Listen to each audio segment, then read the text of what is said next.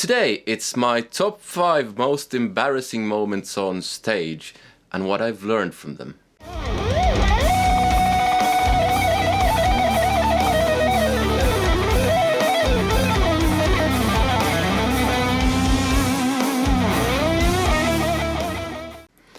Hello and welcome to another video with me, Elmo J. Karjalainen. It's good to have you along. Welcome to the channel where I try to help and inspire you so that you can in turn help and inspire other people. Today, yes, it's my most embarrassing live moments. This will be terrible. And what I've learned from these. Now I'm talking about this because I talk about this a lot with my students. So I'm a teacher in elementary school and kids are really nervous about performing live. Some have so bad stage fright it's unreal and they kind of lock up so they can't do anything. So I talk about this stuff to try to help them because I've had quite a lot of stage fright as well. And these moments of embarrassment have helped me get over some of that stage fright. Luckily I don't suffer from it too much anymore. So let's dive right in. The first one takes me back, way back to when I was less than 18. I might have been 16, maybe 17. We were playing a gig.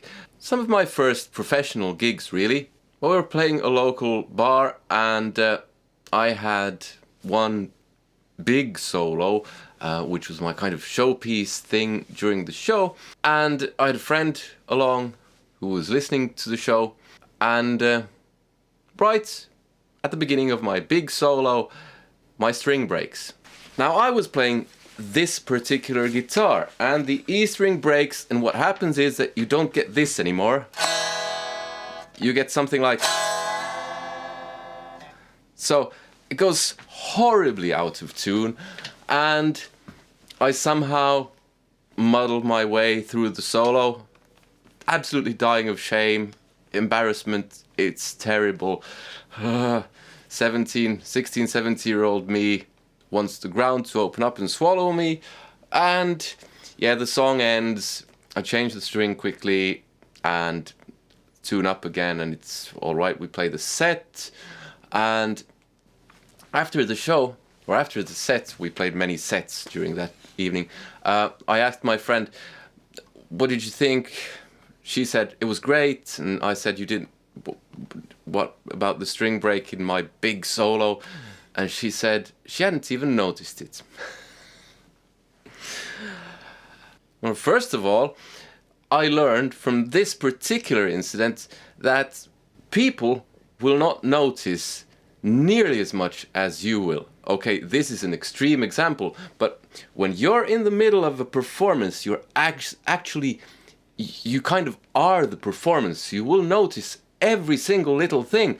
And the audience, even if they're kind of properly educated, even if they're musicians or whatever, they won't notice the same amount of things as you do.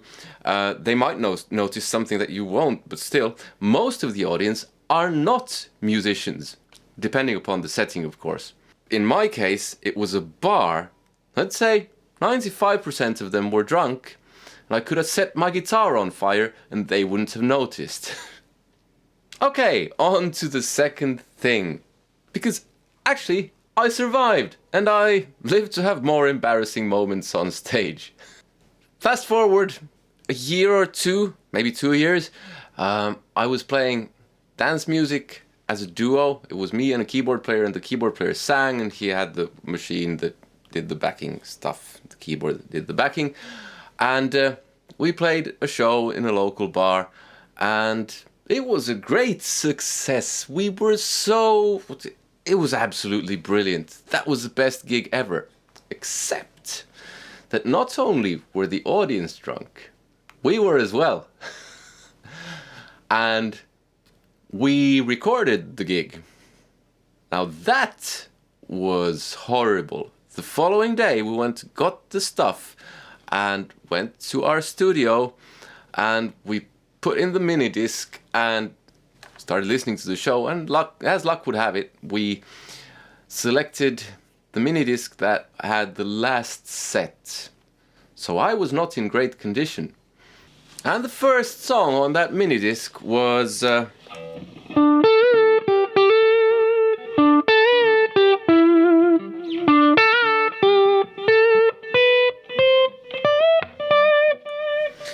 Wonderful Tonight by Eric Clapton.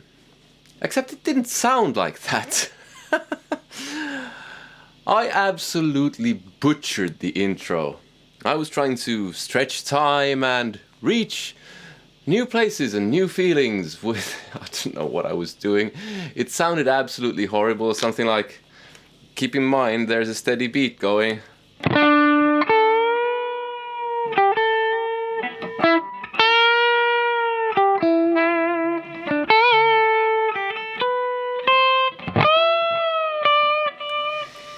And I'm absolutely sure that what I just played was not nearly as bad. And we listened to the intro in the studio, and I just couldn't listen anymore. I went from the coffee room, the kitchen, to where we were listening to the control room, which was at the opposite side of the studio, and I just thought, what have I learned from this? Don't drink! Don't drink before the show. If you're gonna drink before the show, keep it to a bare minimum. If you want to drink, drink after the show. I haven't entirely stayed true to that principle, but I've never done anything like that ever after that again. It was horrible. It was so terrible. Number 3 is, fast forward quite a few years now, to a show we did in Tampere, which is a city in Finland.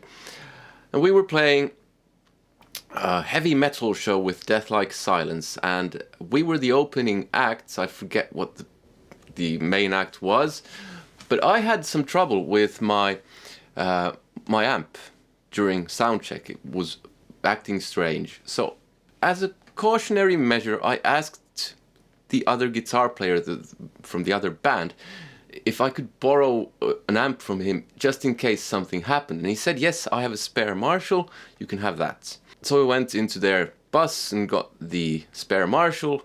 I put it on top of my half stack, and sure enough, the gig starts and my amp just dies a minute into the song or something like that. So I go to switch amps. So I take all the cables, plug them into his amp, turn on the power, and there is no power. And I notice, after a bit of examining this amp, I notice that it doesn't have a fuse. So I take the little fuse thing out of my amp, and I'd noticed at this point that my fuse had blown, and I think I'd tried, I don't remember exactly, but I had a spare fuse anyway. But the fuse thing, the thing where the fuse goes, is smaller on my amp than on his amp, so there is no kind of... Why would you have a spare amp without a fuse? Anyway, yeah. So, what do I do now? Well, I decide I'm going to borrow his main amp. But being a nice, kind guy, I really want to ask permission. I just don't want to take his amp. But we have a show that we've stopped because I don't have an amp. And it ends up so we didn't find him. I borrow his amp anyway. Later on he said that was okay. He has a PV6505. And yeah, I soldiered through as best I could. The sound was terrible. I didn't know how to dial in the 6505 back then. And yeah, it was just a chainsaw of a sound. But I put on a brave face, and well, our singer said it best. She was she's a trained singer and also has studied theater, and she said that a heavy metal show is theater, and if something goes wrong, just put on that face and pretend that everything's all right. And deep down, everything was not all right, but we still gave them a good show. So that's one thing I learned from this. Another thing is prepare. Always bring a spare. After that, I bought a second one of these amps. That was the only time I've had a problem with one of these amps. I might actually have had a second one already, but I'd never brought it to gigs. So I started bringing a second amp to gigs. And this is really crucial. Have spare cables, have a spare guitar, have a spare amp. A cab is stretching it a bit, but if you can, have a spare cab as well. Basically, any event, be prepared for all eventualities. If you play a lot of shows, at some point, something's going to break. If you have an overdrive pedal that is integral to your sound, have a spare one. Okay, let's backtrack a few years to when I did my military service. I played in the Navy band.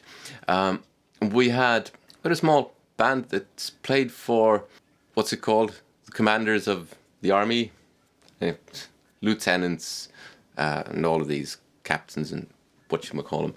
And we were playing one of their social events where they had their wives and they were drinking a lot, and we were a band where I was the only one who'd really done gigs professionally. Our drummer, he'd done a few, dance gigs, and then we had a great classical guitar player, but he only read sheet music. We had a decent classical guitar player, only read sheet music, and a pianist who only read sheet music. And I think I sang a bit, since we played a lot of instrumentals. Someone else might have been singing as well. And we played I Just Called to Say I Love You by Stevie Wonder, and the original has 2 half-step modulations, so it modulates from, if I remember correctly, C to C sharp, and then from C sharp to D sharp. But the way I was used to playing it, because I'd played it basically every dance show that we did, with dance music, Finnish waltz, humpa, tango, and then we did evergreens and all that kind of stuff.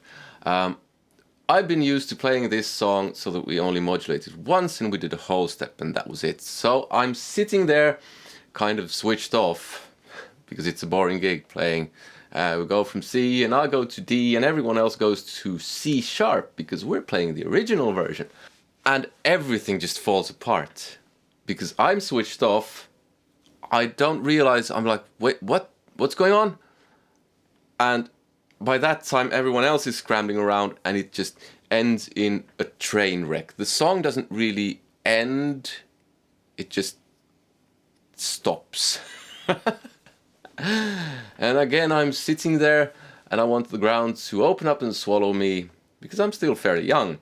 And the people in the audience, they clap. And I'm like, what's going on? This was horrible. And they're clapping. And this is the thing. Some stuff you can only learn live. You imagine that all sorts of things will happen.